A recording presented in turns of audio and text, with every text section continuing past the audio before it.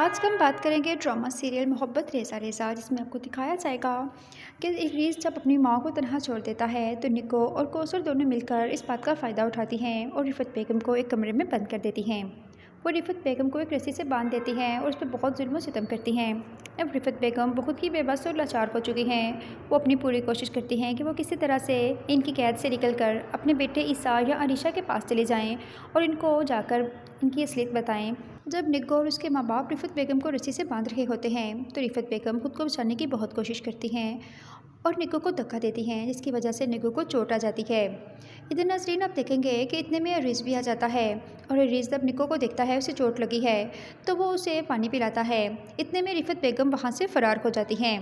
रिफ़त बेगम चली जाएंगी अपनी बेटी अरीशा के पास और उन्हें जाकर सारी सच्चाई बता देगी कि कैसे ये लोग उस पर जुल्म सितम करते थे और कैसे धोखे से इन लोगों ने रिफ़त से सारी प्रॉपर्टी भी अपने नाम करवा ली है।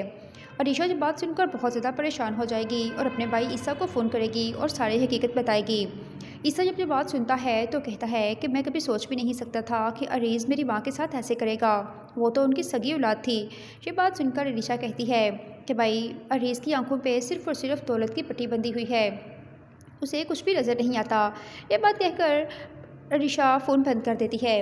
लेकिन नाज़रीन आप देखेंगे कि अब अरीशा भी जान गई है कि उसको शकील ने अगवा करवाया था, इसलिए वो अब जाएगी पुलिस स्टेशन और वहाँ पे शकील के ख़िलाफ़ एफ़आईआर दर्ज करवाएगी, क्योंकि अरीशा को सब कुछ याद आ गया है कि कैसे शकील ने उसको अगवा करवाया था। इधर नाज़रीन आप देखेंगे कि ईसा और सब्बात दोनों मिलकर अपने बिज़नेस को इस्टेब्लिश करने की पूरी कोशिश कर रहे हैं। वो उसके लिए दिन रात मेहनत करते हैं और आप देखेंगे कि बहुत जल्द ईसा और सब्बात एक बार फिर से अमीर हो जाएंगे।